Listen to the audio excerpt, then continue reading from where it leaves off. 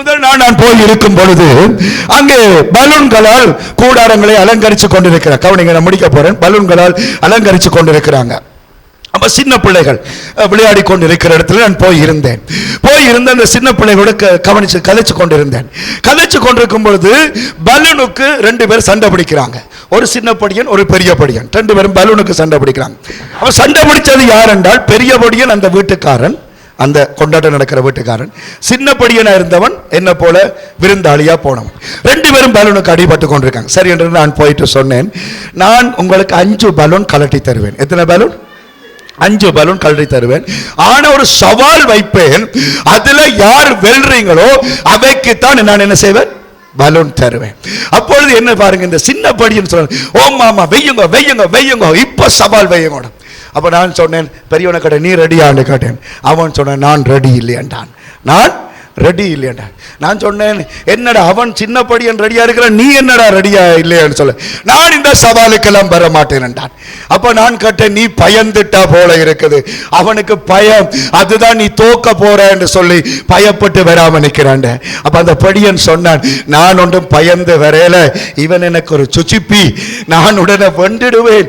ஆனால் சவால் போட்டுத்தான் 5 பலூன் எனக்கு வர வேண்டிய அவசியம் இல்லை என்றான். நான் ஏனடாண்டு கேட்டேன், உள்ள சொல்றேன், ஏனடாண்டு கேட்டேன்.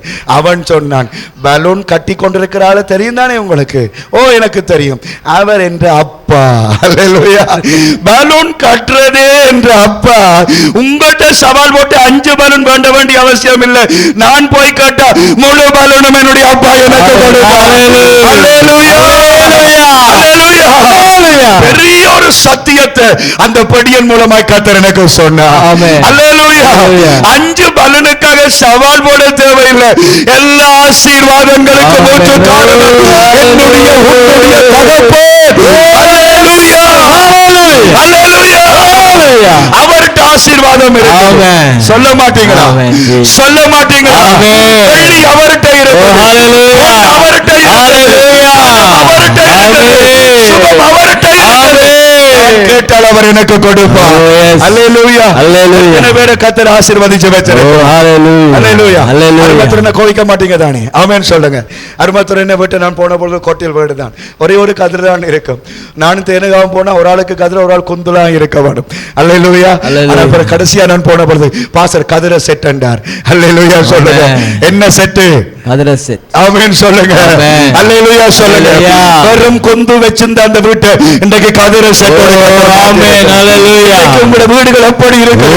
ஆண்டவரால இருக்கு. ஆமென். ஆண்டவரே வல்லமை.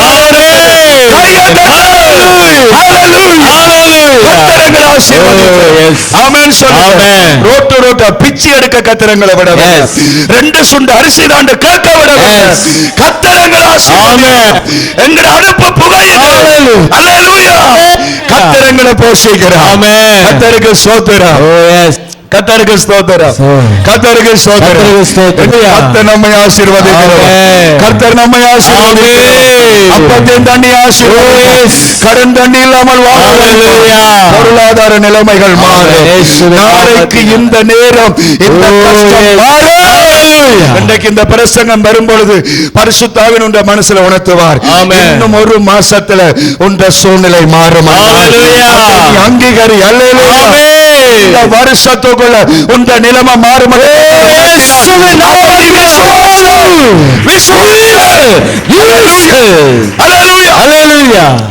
ஜீவன் சம்பந்தப்பட்ட காரியங்களுக்கு எசேக்கியா ஜெபித்து ஜெயம் பெற்றார். ஆமென். பொருளாதாரம் சம்பந்தப்பட்ட காரியங்களுக்கு விசுவாசித்து ஜெயம் பெற. ஆமென். விசுவாசி. அவ்வளவுதான். அல்லேலூயா. விசுவாசி. ஆமென். சொல்லுங்க விசுவாசி. விசுவாசி. சொல்லுங்க விசுவாசி. விசுவாசி. விசுவாசியே.